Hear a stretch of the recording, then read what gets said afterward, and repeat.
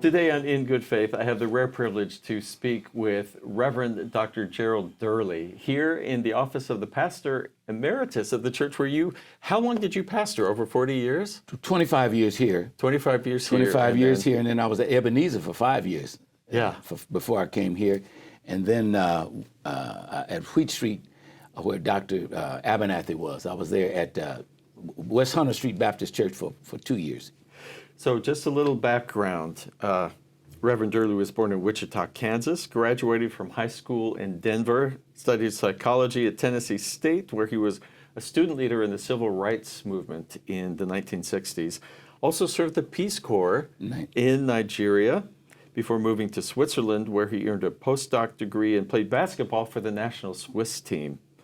Then went on to earn a Master's of Divinity from Howard University and served, as he said, for 25 years, pastor of the Providence Missionary Baptist Church. And he has a memoir he's published called I Am Amazed, Reflections on an Awe-Inspired Life. That came out 10 years ago in 2014. Mm-hmm. I wonder if you'd tell me, just to set a basis for faith, were you raised in a household of faith? Yes. My father was a minister. The difference is that I think they call them PKs, preacher's kids. Yeah. As you said, I was born there in Wichita. My father was a minister in the Church of Christ at that time. And we moved from all around. That's why I was so many cities, because he moved from church to church. And so we did have a strong faith base there in the home all the way through, coming through junior high school until we moved to Denver, Colorado. So it was always around faith, strong faith, breaking down barriers.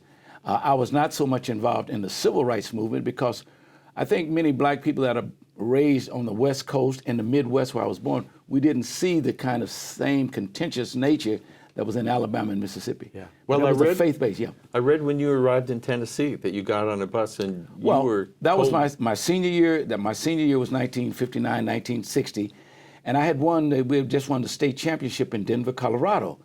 And the coach said, have you ever thought about coming to Tennessee State? Now, remember in 1960, that was the Rome Olympics in 1960. And I didn't know that much about the Olympics, neither did I know anything about going south. And Johnny McClendon said, have you ever considered going south to play basketball? Tennessee State was an emerging powerhouse. They had just won for the first time in the history of the United States 3 NAIA awards.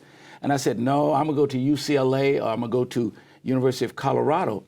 But I changed my mind. I said, I'll at least go down in August to see what it's like. So I got on a bus going to Tennessee State. And when we got to the Tennessee State line, the bus driver came back and grabbed me and said, you've got to go to the back of the bus. And I thought that he was saying I should go to the back of the bus because maybe it's more room back there. I was 6'4.5". So I said, fine. And then he said, no, you people can't ride above that line. And I said, what do you mean, you people? Obviously, he did not know. And I had a nickname in high school because my name was Durley, and I was from Denver.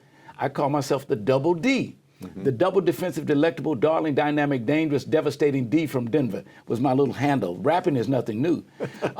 So I would do that. And so he said, you got to go. And I said, wait a minute, you can't put me back there. So the bus driver grabbed me. But 2 black women came and said, young man, you're going to get yourself killed. Come on back here with us. Wow. So I went to the back of the bus and sat down there with them, confused. How could he speak like this? We got to the bus station. When I got to the bus station, I was so thirsty, I was getting ready to drink some water. And the man at the bus station grabbed me by my neck and said, you don't drink out that water, you drink over here. I said, that place that is filthy. He said, that's what you all drink out here. You're filthy, aren't you? Rather than this clean, pristine drinking fountain. Mm-hmm. And I was sitting there, and then the coach came and said, come on, you're going to get in trouble. Let's get to the campus. He came in and took me on to the campus. And I sit there, and I said, this is unbelievable on the bus and here. But again, he said, your job is to come here. And my goal in life was to come for 4 years and then going into the pros, play ball. But that was 1960, the 60 Olympics. And I said, wait, this is unbelievable. I was getting ready to leave, but guess who came back? Wilma Rudolph had just won 4 gold medals. The girls' track team, as a young man, came from Louisville, Kentucky, my same age, named Cassius Clay. He came in. So we're all 18 years old. Ralph Boston broke the long jump record. So I said, and I'm looking at all of these gold medals at the student union table. But then I'm thinking about all that had happened, how people were so just afraid and fearful that they would attack someone that they didn't know. So later that week, I went down to Fisk University, which is close to Nashville. They said that there were going to be some men coming in talking to us about the situation in Nashville and throughout the South. So my roommate and I, one was 6'9", the other was 6'8", and myself, we said, let's go down to Fisk University to hear what they're talking about. And Fisk was known for having some of the most beautiful, intelligent women in the country. So we wanted to go down and look at the intelligence and see what we could do at 18 years of age. So we went down to see the intelligence, and we were there looking at all of the wonderful, brilliant ladies there at Fisk University. And then the door opened and 5 men walked in. One of them's name was Hosea Williams. One of them's name was Andy Young. One was John Lewis. And then here was this other guy, Martin Luther King, walking in, and we're saying it's going to get serious in here. They start talking about the disparaging nature at the bus station, non-voting rights, and we're going to put together something here in Nashville. We're going to a lunch counter, and we're going downtown. And this is also new to me and to some of the others. Right. And Coach told us, don't get involved with all of this civil rights stuff. You came here to play basketball, where you're going to get an education, and you go on. And many of our parents told us, don't get involved with this movement. You get an education. You see, that's why when you really think about it, when we talk about conservatism and liberalism today, black folks are the most liberal, most conservative people in the country. Our goal was to get an education, get a job, get married, take care of our kids, and worship the Lord. God was at the heart of all of this. That is the heart of conservatism. But they flipped the script on us and said that when you talk about civil rights and human rights and following what God wants you to do in your life and love your neighbor as you love yourself, that's liberal. But we were, so we were in that thing. We said, wait a minute, are we going to step out there? So we began to step out. And I guess, Steve, that would be my bottom line as to how I got into this at 18 years of age into where I am today. You're still going at 82. Yeah. You haven't stopped your activism. And I think you've lived long enough to see so many, you have seen some progress, but as we were setting up, you said, I can't believe we're dealing with voter suppression again. In 2024. You asked the question, and I'm sure all throughout all of your listeners on the program here are asking the question, how can such a large group of people believe in a certain kind of dogma, following a certain kind of philosophy, political philosophy that goes against the grain of who God created us to be, talking about hate and all of this. And a lot of the people, when you talk about the whole mega group, you look at that and you wonder, how can you hate somebody that you don't know? How can you put somebody, how can you in a box? But again, I've understood now what keeps me going. There's a word that is very dangerous in our vocabulary. It's called fear. Fear. Fear is a very devastating emotion, and fear will promote ignorance. So when I look at the landscape today, it's the same landscape that I was 65 years ago. When the Klan and all of we were fighting, there was fearfulness, there was fear. And when you fear, that's ignorance. And when you got ignorance, anything can come in and try to remove that, so you get a following. So I find a lot of ignorance based upon fear that is fueling hate now, and it's dividing a nation. And that's why right now I have to call it the America. I call it, whenever I'm speaking someplace, I say, here in America, we've got to come back to America. I wish I could call it the United States of America, but it's not united. It's America. But it could be. It could be. And that's what keeps me going. That's the motivating force, to believe in a philosophy and predicated upon a constitution that we can be the United States, the land of the free, the home of the brave, where we can all come together across religious lines, across racial lines, across gender lines, and make a nation, make a world where we can all benefit. That has been and is being destroyed, predicated upon fear, ignorance right now.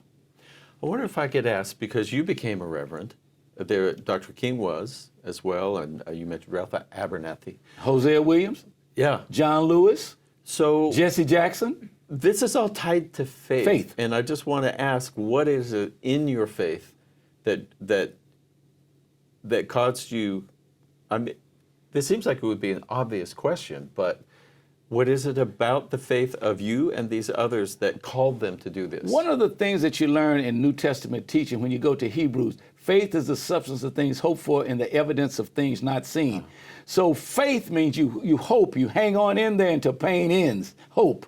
And so it says that, so we believe that regardless of what would happen, it would change. And you start off, we would even say if you're going down to march today and you cannot face nonviolence and all this, you can't go down there with us today, because we've got to demonstrate it that through peace and through love and to stand it in a nonviolent way. Now, Dr. King learned nonviolence from Gandhi when he went over and spoke to Gandhi and all of this. But many of us students, we were not nonviolent. I was not nonviolent. I was a ball player, and if you're going to come at me, I'm going to come at you. If you're going to spit on me, I'm going to spit at you. But we had to understand and sublimate that. Jesse Jackson was a great quarterback and football player. We understood competition, but we began to understand in order to accomplish your goal, you've got to sublimate your own individual desires. And how do you do that? By having a faith that if you stay the course and believe that God can make a difference in your life, that God is at the essence of your life, that God will give you intestinal fortitude to keep on pushing, then you do it. You keep going. And that's what the faith is about, that whether you get locked up or whether you get beaten, God will see you through. Amen. Yeah. So you've never stopped, but some of the civil rights issues that we're aware of have changed. And I'm really fascinated because of your generation that you were talking about climate change. Yeah. As a how that ties in with civil rights. Yes. Will you talk to me about that? Well, it's interesting. After all of these years, about 14 years ago, I had no idea. Climate change was so far removed from me. I'm dealing with police brutality. I'm dealing with teenage pregnancy. I'm dealing with the crime in the area. I'm dealing with politicians who are moving. I'm dealing with large things in the area. But I met a young lady, and I was just talking to her, just casual. And I began to see, she began to talk about the climate. She began to talk about carbon dioxide in the air. And then I began to see that those in the communities whom we're called to serve, who we're talking about the salvation, who we're talking about life, that they were suffering more from climatic conditionings and they polluted the least. So this young lady began to talk to me, and I said that it's a constitutional right to vote. It's a constitutional right to, if you've earned some money, to live in a certain neighborhood. Those are constitutional rights. But there's also a constitutional right for clean energy, for clean air, for clean water, a constitutional right not to destroy what God said in Genesis 1:26. This is the earth. It is perfectly balanced. Let the ants get along with the elephants, and the elephants get along with the antelope, and the antelope get along with men and women can come together. A perfectly balanced ecological world, and I will keep those things there, where the trees could absorb the carbon and give back the oxygen. But we came along, even before we reached the Industrial Revolution, and we began to treat God's perfectly balanced earth that he gave us like a rental car. And so this lady was telling me, so I said, well, you know, in the civil rights movement, we were doing that. We were fighting for constitutional rights. So therefore, we can I'll take the same energy, the same ideas, the same philosophy to apply to the environmental movement. That lady's name was Jane Fonda. Jane and I talked, and she said, I want you to meet my husband at that time. We're here in Atlanta. So I met Ted Turner, and Ted was sitting back, so I've met all of them. And then Captain Planet came, and so I began to meet other people in this, and then it became clear that this is an environmental movement, which is almost like the civil rights movement, because people are fighting not just the voting rights now, but livable survival rights. If we don't, we're at a precipice now. If we don't keep it at 1.5 Celsius, we're all going. And we're seeing that now because we're destroying this perfectly balanced world that God gave to us. Hurricanes, tornadoes, floods, all of this, the oceans are flooding. All of these things are real. But again, if we don't believe and trust and have faith in God, the same destruction will occur again, mentally, physically, emotionally, and physically. So you see the balance. So that's how I balance between the environmental movement, the civil rights movement, moving toward equality. And in order to do that, we all must work together. When a ship goes down, we've all got to work together to either try to get on land again or something. We've got to work together. Well, you've really drawn the circle closed and made it clear what the connection is with faith and with God's creation. Sure. And in a perfect balance. Tell me about this organization, It's such a great name, Interfaith Power and Light. Interfaith Power and Light was founded by Sally Bingham. She was an Episcopal priest in San Francisco, and she began to talk to people about how we need to show our faith and how it is intricately involved. So I met Sally. I think Jane introduced me to Sally, and then the Rutherford Seidel and Laura Seidel. Laura Seidel, that's Ted's daughter, and introduced me to him, and I began to learn. I remember the first time I got up to speak about the climate, I said, and we've got to get rid of this carbon monoxide. And somebody said, shh, it's dioxide, not monoxide. That's how green I was.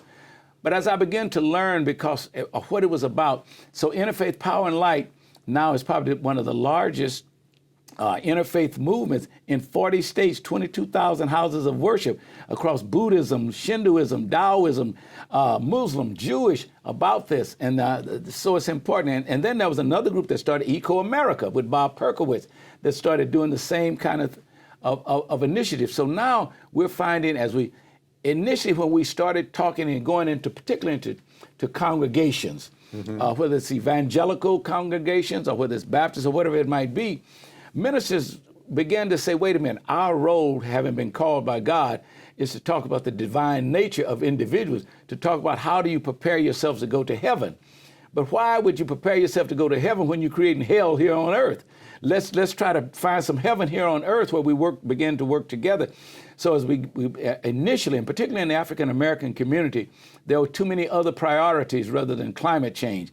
So I was kind of like a John the Baptist in the wilderness, talking about climate change. When we're talking about lead in paint and how that is, when you look at down in Louisiana, we call it the Cancer Row, 85 miles down in St. Johns County in Louisiana, where the petroleum companies are putting stuff in the water, and cancer is at 60% of the people down there with cancer. That's a human and a civil rights issue. That's just wrong. So, but it's all tied into all of that. So right now that's what keeps me going and keeps me excited to how to use the power of what God put in our life for the humanity, not only of the earth, but us as individuals who were given. See, it's one thing for people to go to Exodus in the book and talk about the 10 commandments, thou shalt not kill, thou shalt not commit adultery, thou shalt not. But what about the first commandment, take care of my earth? So I'm just going back to the first commandment. Now I'll pick up on the other 10 commandments in the next book. So I had to go back to what is the first commandment? What is the first commandment? Then I can go on into the New Testament. The first commandment, love you, your neighbor, as I love thyself. But that's in the New Testament. But in the first commandment in the book, take care of my earth. Yeah, be stewards. Be stewards. Be responsible. Be responsible. That's right.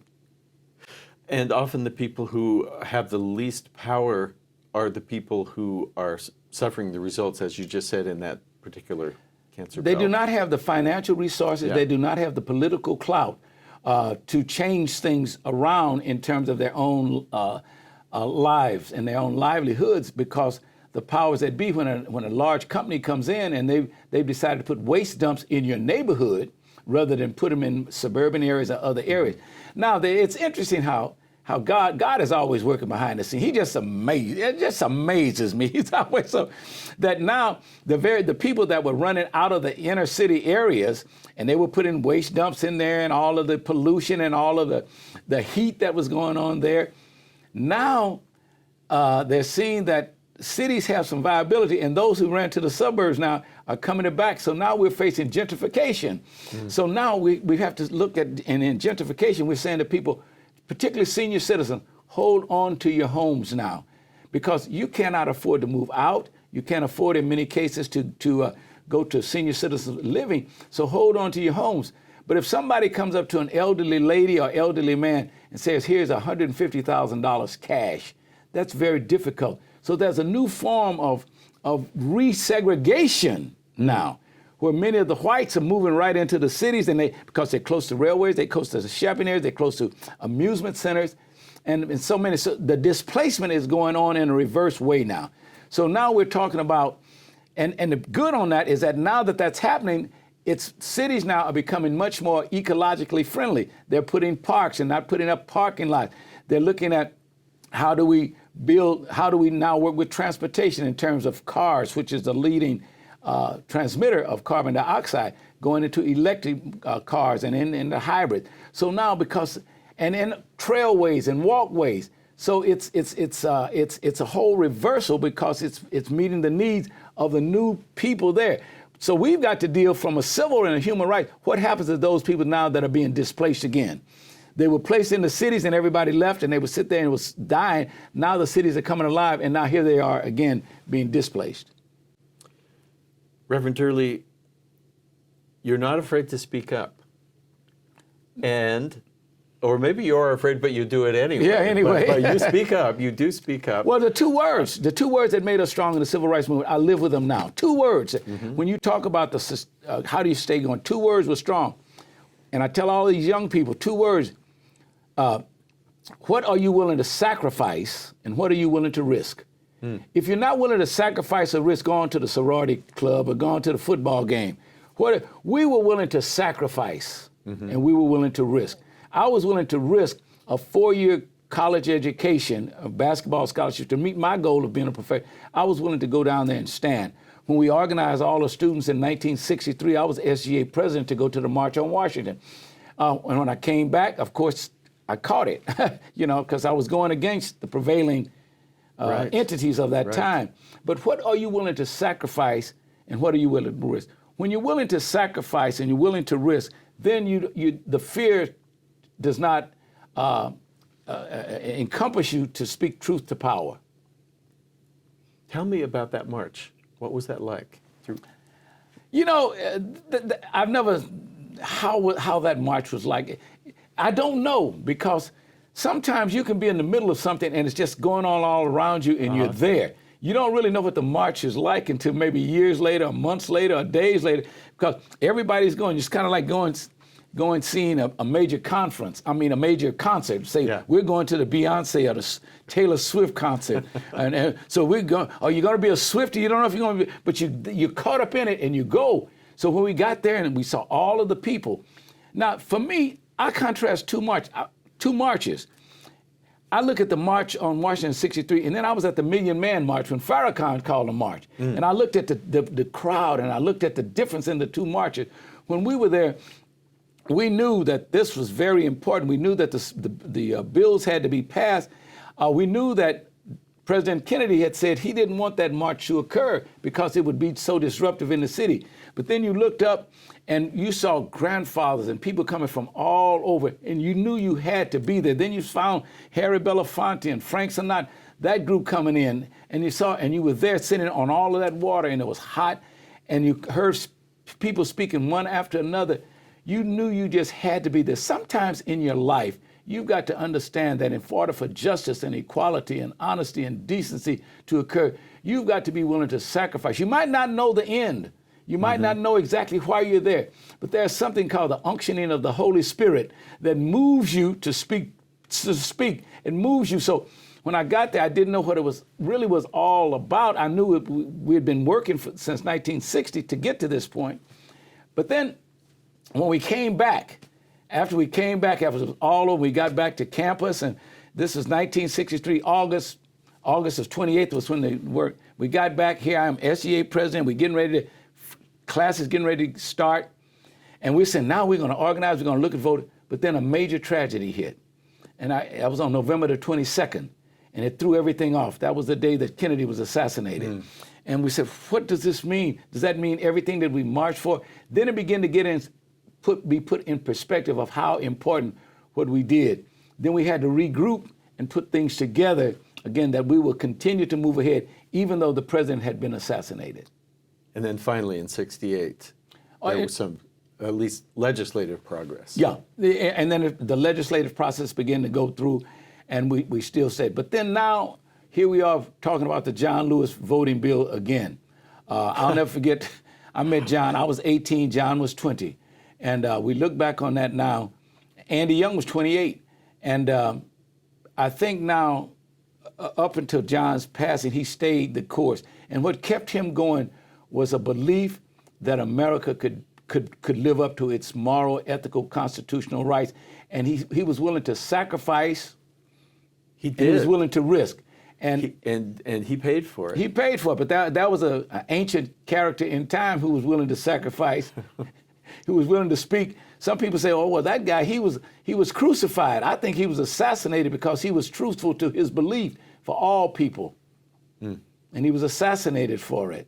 I mean, he was, but we say crucified, that's kind of nice. Well, Jesus was crucified. Jesus was assassinated because he stood up and spoke to the scribes, the Pharisees, and all this. And so John Lewis and those in the movement were doing that. And even now, I don't consider myself one of the major leaders. I was a foot soldier. Even now, I'm still a foot soldier, trying to speak to the kinds of things and raise the issues. But the foot soldier who is still marching. Yeah, I see that. But again, the goal, if any movement is to have any level of sustainability, you've got to be willing to pass it on to the next generation. And you see that rising up? I see that. I see there's a young man who I have a lot of respect for. We call him just a little youngster. His name is Al Sharpton. Al is out there speaking, Al, and then you got others, because you see Jesse now with the Parkinson's and other things, and those of us, many of those who we were with have passed now. They're gone.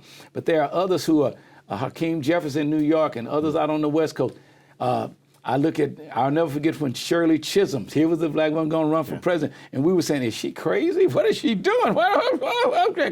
Shirley Chisholm. But that laid the foundation. Shirley Chisholm laid the foundation for Kamala Harris. And in between that, there was a Hillary Clinton. And women beginning to move. And when we look now at America, and particularly in the African-American community and the Latina community, and some communities where men are still trying to be dominant, if we really are honest, women are really making some of the major decisions in this nation in terms of which way we go, in terms of education, in terms of the political realities, in terms of the votes that are being cast even in Congress now. Women are making some of the most deciding votes when they're talking about how do you pull all of this together, and then how do you bridge the gap between, because they've been oppressed as well. And we've understood the oppression. So now when it's coming together, and I think I'm very pleased with as I see it happening now. And it's really, when you're honest about it, Steve, when you're very honest about it, it's about faith. It's about believing that it will happen if you maintain. And I've learned another thing too. I've stopped talking with cliche Christians. I don't need to meet another cliche Christian. And what is a cliche Christian? The Lord will make a way out of no way. Blessed be the name of the Lord. And my rock is solid. Jesus Christ is the founder of my rock. The Lord is ever too wise to make a mistake. All of these cliches, but no faith. If you've got faith, you don't need to have to tell people that. They'll see it. They will feel it, and you will respond and act to it. It's called faith in action. The substance of things hoped for and the evidence of things not seen. They don't have to see it. You stand there. So now we're seeing that faith action now beginning to take place, and it's going in. It's like a wave. This new wave now, that's where people are saying that it was just a sugar high that everybody's behind this new presidential candidate. It's not. Everything is around timing. Everything is around timing. And are you there in the right time, at the right reason, for the right purpose, for the right mission? And are you the right person? It's all coming together. There's a word I like to use called kairos. Kairos means the right time. We're not in a chronological time dispensation now. We're in a kairos moment. And many of us are wondering, how can and why do people say certain things? And God is moving in such a powerful way. God will move. God is so powerful. You can have one idea in a place maybe called, I don't know, let's just call it Springfield, Ohio. You can be talking about Springfield in one way, but God said, no. Let truth prevail. And the truth will come from many different people who were there. I just happen to think about that city, but I could multiply that in other areas. And truth is coming out. Truth, what is it? Truth that is crushed will eventually rise. And that's what we're seeing now, and moving back toward the United States of America. I wonder if I could talk community for a minute. Okay. We can worship on our own. We have our own personal faith. But there's something that we get when we meet in communities, like when you're the reverend or a pastor for a congregation. What can happen there to build people? Why is that important that we meet together, that we have those local communities? Here's how I respond to that. There was a 5-letter word that made us strong, particularly in the congregation that I've worked with. A 5-letter word that kept us strong. And a lot of people thought it was faith. Your program's around faith. When we would meet in the community at the Kanoi with faith, I mean, the faith to move mountains and the faith to do this. But I think the real strength in our coming together was a 5-letter word, but it wasn't faith. It was TOUCH, the touch. The touch is what made us stronger. And when we touch, our faith is increased. When we would come together as a unit, as a congregation, as a worship experience, you had the older ladies, you had the younger men, you had the older ladies say, baby, here's a little piece of chewing gum. Now don't tell your mama where you got it from, and don't chew out loud. Or a little piece of peppermint. Or a little boy, they say, come here, young man, don't be running all over this building. Sit down. We're teaching discipline, the touch. Or the preacher would get up and tell the lie about, I'm just about through, and they'd say, he ain't through, he's gonna keep on preaching. But it was a touch, and everybody knew it. And so there was a camaraderie that it reinforced each other. But when we went into COVID, and we went into virtual worship, and when I'm preaching now, I said, I'm glad to see you all who are virtually worshiping with us, but there's something when you come down here, and there's a magic in the touch. Yeah. The touch has kept us together. When all the apostles came together, they had a touch. They were all different, but it was a touch. Suppose they'd been virtual, they wouldn't have been able to see what Peter was doing and what John was doing. But they touched each other and they became stronger. Jesus, when he came from the mountain, he said, you all are down here sleeping, but he had to wake them up by the touch. And I think that's what the worship experience is about. I mean, I couldn't stand the worship service. My daddy was the preacher, and the songs went too long. The announcements were too long. The sitting there with the little shirt, the little this. I wanted to be out running and having fun. But it's the discipline. That's what's getting us through right now, the discipline. When we lose the discipline that can be provided by a spiritual countenance, then we just go in different directions. When my knee was knocked out of place in the old days, they put a cast on it to keep it tight. It was the discipline. And then finally now I can continue to run. But it's something that we've got to do. And that's where the church comes in. Well, that's where it comes in when the power and the faith of God says, I will not do that. I will not despair you. I will not discourage you. I will stay strong in the faith. But sometimes my faith gets a little weak. Sometimes I wonder, is God still there? And that's when somebody comes along and says, be ye not weary in well-doing. You will reap in due season if you faint not. And somebody tells me, I say, oh, really? And then my faith gets stronger. My faith and my hope gets stronger because I have interacted in my community. So we've got to some kind of way go back. And what's happening is that something was thrown into the mix, and we started using terms and words like evangelicals and words like Baptist and all of these different things. And we're far right wing, we're far right, and we're all children of God. When I bleed, if you were on a table now bleeding and you needed some blood, you wouldn't ask, is he a black man? Is he an Indian? Is he a woman? You take that blood. That's the blood, and it's the redeeming foul, the redemption in the blood. We can talk all of this, all the blood that saved my life, no, but it's the blood. When you go for an operation, any kind of operation, the first thing they do is take the blood. They want to see what's in the blood, to see how much water is in your blood. They say, well, they can pick out all things from the blood. And we are all one blood. But our own selfish, egomaniacal, greedy positions predicated upon fear has divided us.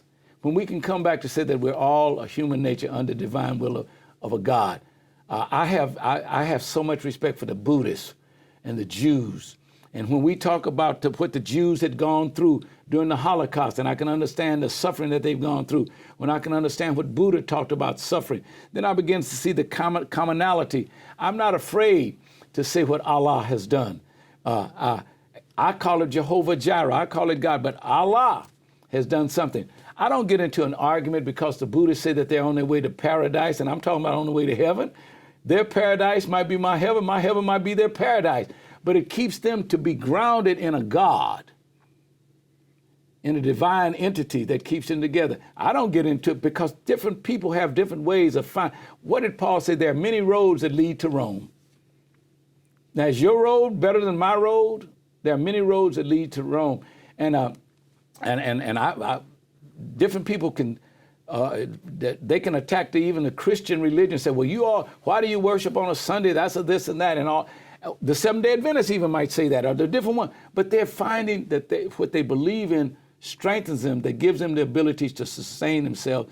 And so I think our strength comes when we begin to appreciate our differences and show that there's much more commonality than we have in our differences. And I think that that's the real strength that keeps me alive so that I can go over and do for 9 years. This congregation here, we went and did the Shabbat service at Temple Sinai in Sandy Springs. We went over there, and you talking about something beautiful when you see our choir singing and the cantor from the Jewish faith singing Go Down Moses. It just shows you. Or the other night, right here in Atlanta, Georgia, oh man, it was a beautiful experience when the Mormon Tabernacle Choir sang with Spelman College and Morehouse College, and we were all there together. And I'm looking, and in me, because I remember it was kind of tough going out to Salt Lake City about 30 or 40 years ago. It was so closed and so, but now it's beginning to reach out and beginning to appreciate the differences when they went out to Salt Lake City. But and then I saw the choir, the young women from Spelman, the young men from, and then that choir, and then afterwards the camaraderie that was there. It was, I said, maybe we experienced something very briefly on earth that God had created. Mm. And doing it musically didn't hurt. And the orchestra was there. And then to see outside of the Martin Luther King Chapel, 12 buses. Now, then the next day they were down at where the Hawks play at the Phillips Arena.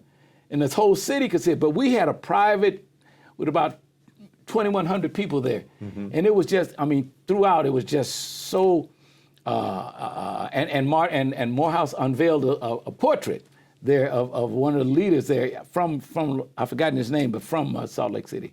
Wonderful. Yeah. I hadn't realized that you were in a singing group and you are a reverend. And then I sort of wondered, do you have a hymn that in today really speaks to you? It's a theme that everything here, my favorite theme that I'm trying to see it. Great is thy faithfulness. That's my theme. See that? I was telling you. Great is thy faithfulness.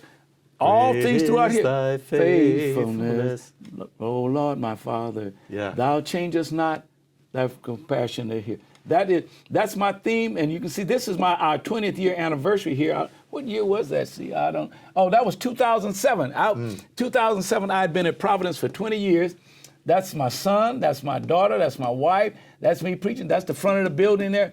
And there it is. That's from the newspaper. Providence members, honor Durley. That's from the Atlanta Journal-Constitution and all of that. But my favorite theme, great is thy faithfulness, O Lord, my Father. Thou changest not, thy compassion that need. And that's every honoring and all that. Like when I retired, that was a big, the great is thy faithfulness. And I had fun with the mayor, the mayor of, the mayor's Andre Dickens, the mayor of Atlanta now, but he and my son used to play basketball in our driveway, and now he's the mayor. Went to Georgia Tech. They all went to Mays, finished in 92, I think it was. But so they had a thing in this car. So when I walked in, all the choirs were saying, "Great is thy faithfulness, O Lord, my Father, thou changest not." And I could sit there, and all I did, you know what I did? Just cried. I'd sit there, and the tears just flowed. Because there needs to be something in all of our lives that keeps us grounded. Mm-hmm. And whenever I say, thou changest not, thy compassion, they fail not. Thou compassion. And there are certain things, even now, people say, when your wife, every one of us, even you've gone through ups and downs. You've gone through some things that were disappointing, some things that hurt, yet you remain faithful to a God. Mm-hmm. You held on to it. And people will say that you're strong. My son, His wife died at 44 of cancer. Then, right after that, her father died. So I did my daughter-in-law's funeral, then my son's father-in-law. Then right after that, my wife died. And then 6 months, a year later, my son died at 47. And people will say, Dr. W, you're so strong. And I have to remind her, I am not strong. I'm resilient. I'm going to keep getting up. I'm going to keep getting. And I think that that's where you believe in an almighty, merciful, sovereign God that says, I will not leave you nor forsake you. Then we sing the song, Hold to God's unchanging hand. Time is filled with swift transition, not on earth and who can stand. Build your hopes on things eternal. Hold to God's unchanging hand. There's another song that we sing in the church, and we sing called I Am on the Battlefield. And everybody sings, I am on the battlefield for my Lord. And everybody, oh, I am, and the whole place is going. And in recent days, after all I've been through, I'm saying now, I like the song. I've sung it many times. I'm on the battlefield. But now, I think God is looking for some people who are not just on the battlefield, but some who are in the battle. I know people that have been on the battlefield and they don't have a scratch on them because they're not close to the battle. In order for us to succeed now and move ahead and do what God called us to do and be, we've got to be in the battle. Can you be in a battle and never have a scratch, never had a divorce, never had a death, never had any? No. When you in this journey, you are in the battlefield. So I tell people, so now when I conclude a sermon, I say, don't sing I'm on the battlefield, sing I'm in the battle. Any of y'all that's been in the battle, somebody get up if you've been in the battle. If you had heartache with your child, with your wife, with your friends, on your job, you thought you should have had the job, but it didn't come your way. You've been in the battle. We can and how do you get through the battle? First of all, you got to get up and put on the helmet of salvation, the breastplate, as it says. Get ready in Ephesians. Put it on because you're going to face it. When I leave here, I'll be in a battle. I just don't know the battle, but I do know who's in charge. I do know the general who will lead me through the battle and land me safely through to victory. That's a beautiful place to end. I'm just going to say an amen, and what a privilege to hear you preach to us today a little bit. That's been great, Reverend Durley. Thank you for speaking with me today in good faith.